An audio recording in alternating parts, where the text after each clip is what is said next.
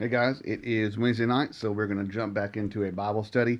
But before we do that, I want to communicate with you some of the updates regarding church. May 31st, right? May 31st, the last Sunday of this month, is when we're going to plan on getting back together and meeting all together at the church. We're going to have multiple services, so it's important that you listen to what those times will be. We're going to have a service at 9 o'clock for ages 55 and above. That's not for you teenagers. Okay, that's 55 and above. Our second service will be at 10:30, not 11 o'clock like our normal service. It's going to be at 10:30. Okay, 10:30. That will be an open service for everyone else. Okay, there will be no Sunday school. There will be no children's church. There will be no Sunday night service. There will be no Wednesday night service, and the church vans are not going to run. Okay, so no church vans. So if you need a ride, I'm going to ask that you can contact me. You can contact Mr. Ricky to kind of get that information. Let us know. We'll see what we can do.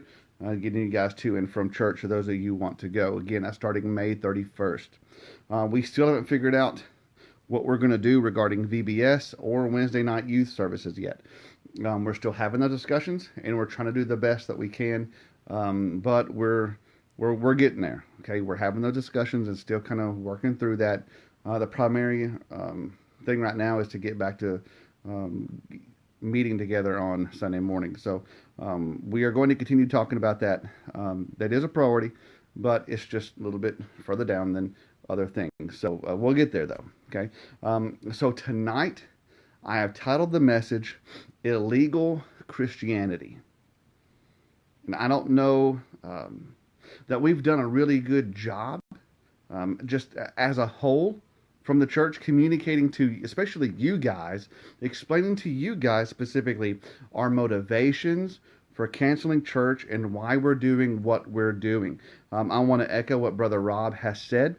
Um, he said this past Sunday morning that what we're experiencing is not a faith issue.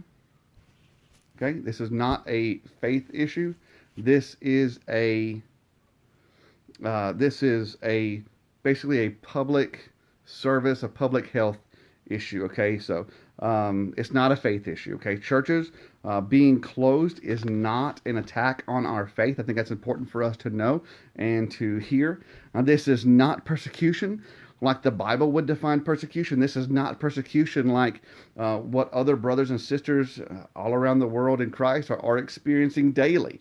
The reason we've canceled church, the motivations behind why we have willingly chosen to cancel church is to protect the health and safety of our church members. That's the bottom line, okay? This is not a faith issue. This is a public health issue. So what I need is for everyone just take a deep breath and just relax. Okay, let's call off the revolution. Let's call off the plans to overthrow the government and become rebels with a cause. Okay, let's just, everyone just relax.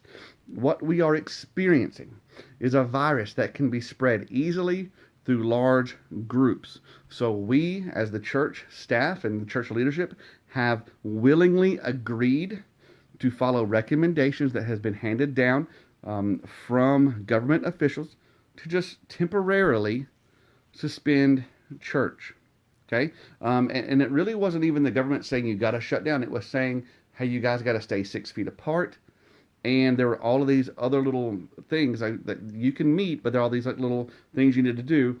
And what we decided as a church is that the best thing to do was to not have to manage those things and just cancel. And again, many churches, most churches, made the exact same decision. And what helped us make that decision is because we can continue to be online and continue to be nurtured in our relationship with Christ through an online platform.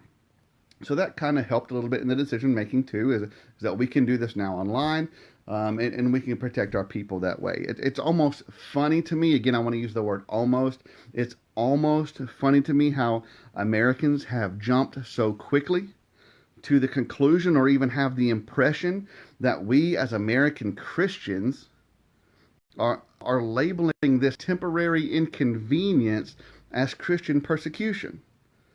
Let me explain to you what Christian persecution actually looks like. This is a report from the Gospel Coalition. that was reported last year. So these are numbers as of 2019. In North Korea, Christians are viewed as hostile and need to be, quote unquote, removed. Whatever that means. They need to be removed. In Afghanistan, any faith other than Islam is illegal. If a Christian tries to convert a person away from the Islam faith, they can be killed for treason. 99% of the country of Somalia is Islam and are allowed, that's the key word, they are allowed to kill anyone who is proven to be a Christian. Christians in Libya face abuse, violence, rape, and imprisonment. In Pakistan, by law, Christians are guilty of blasphemy, which carries the death penalty. In 2017 and 2018, Christian churches in Sudan were being targeted and demolished, which has left the Christians with no place to gather together. And that's not temporary like what we're experiencing. Okay, that's permanent. That's not temporary. In Yemen, even private worship in your home is illegal. So they can't even do what we're doing right now of just watching videos online. There's still risk of that if they're caught. In Iran, Christians are forbidden to share their faith with non-Christians, and church services in the Persian native language are even forbidden. So you can't share your faith, and you can't even have church services in your own language. Have to be in a foreign language. In India, the national religion is Hindu, and some extreme Hindu nationalists are allowed, that's the key word, they are allowed to attack and kill Christians with no consequences. So again, it's almost funny to even consider our temporary inconvenience as anything close to Christian persecution. In my opinion, it kind of reveals the arrogance and the ignorance of American Christians, kind of like when a toddler throws a baby fit. I feel like that's kind of where we're at right now. This is not Christian persecution. We have not surrendered any religious rights. Listen, your church leaders and staff are not afraid to meet inside the church. This is not a faith issue, guys. This is a public health issue. This is something completely different. So let's look at some of the headlines surrounding our country's president and how he's treated churches during this pandemic. So if we're really experiencing Christian persecution, let's see what the leadership of our country is persecuting. Okay, check this out. On March 16th, President Trump made the National Day of Prayer available online for the first time in American history. And in fact, he brought back the National Day of Prayer that's been gone under the previous administration. On April 1st, President Trump said he's disappointed churches aren't gathering together during this pandemic. On April 18th, President Trump said that he will not tolerate Christians being treated differently during this pandemic. On May 24th, President Trump said that he wants packed churches on Easter Sunday morning. And on May 25th, President Trump and Vice President Pence encouraged Americans to continue giving their tithes and offerings to the church, even though we're not meeting together, so that churches won't close down permanently. That doesn't sound like Christian persecution at all. Just to be clear, this sounds nothing like what was reported from the other countries whose government leaders are handing those regulations down. So let's be very careful when we throw around the word Christian persecution. Now, I think it's disrespectful to our brothers and sisters all around the world who are actually experiencing Christian persecution. But that still doesn't necessarily clarify what we're doing and why we're doing it. There's a couple different verses I want to look at tonight to kind of help explain where we're at spiritually on this issue. So I'm going to begin in Romans 13. I'm going to read verses 1 through 7. Let everyone submit to the governing authorities, since there is no authority except from God, and the authorities that exist are instituted by God. So then, the one who resists the authority is opposing God's command, and those who oppose it will bring judgment on themselves. For rulers are not a terror to good conduct, but to bad. Do you want to be unafraid of the authority? Do what is good, and you will have its approval. for it is God's servant for your good. But if you do wrong, be afraid, because it does not carry the sword for no reason. For it is God's servant, an avenger that brings wrath on the one who does wrong. Therefore, you must submit, not only because of wrath, but also because of your conscience. And for this reason you pay taxes, since the authorities are God's servants, continually attending to these tasks. Pay your obligations to everyone, taxes to those you owe taxes, toll to those you owe tolls, respect to those who owe respect, and honor to those you owe honor. So verse 1 begins by saying that the government has no authority in and of themselves, but God has given them authority, and he has all authority to do so. So that's kind of where we have to understand this connection between God and government. And I think verse 2 is where we get everything wrong. This is where our interpretation of our current circumstances is all turned around. Verse 2 says, the one who resists the authority of the government is resisting God himself. So in Romans chapter 13, there is a connection made between obeying the government and obeying God. And in the same way, there's a connection between disobeying the government and disobeying God. So we have a Christian duty to obey the suggestions given to us by the government, as long as it doesn't cause us to commit blasphemy against the Lord. And what I mean by that is as long as the government doesn't cause us to be defiant to God, right? So like these other countries we looked at, right, where this is illegal and that's illegal. You can't, worship in your own home. You can't do this. Those are the kind of things that kind of oversteps the line, and that's blasphemy against God. So yes, we have to still be obedient to God, but understanding that when the regulations don't break that line of blasphemy, then we are to obey the government, because there's a connection between obeying them and obeying God. So in this case that we're talking about now, with the coronavirus and the social distancing and all that's going on, I can't stress this enough, guys. This is not a faith issue. Okay, so let's not make it one. This is a public health issue. Now, I don't know if you guys have heard the news about this. Some of you may, some of you may not have. But there was a pastor in Florida that was arrested for having church services. Okay, the county was under a stay-at-home order, and they were told they could gather as long as they remained 6 feet apart. Right, so that's the public health decree. Right, you have to stay 6 feet apart. That was in place by the government for public safety. So they said you can meet as long as you stay 6 feet apart.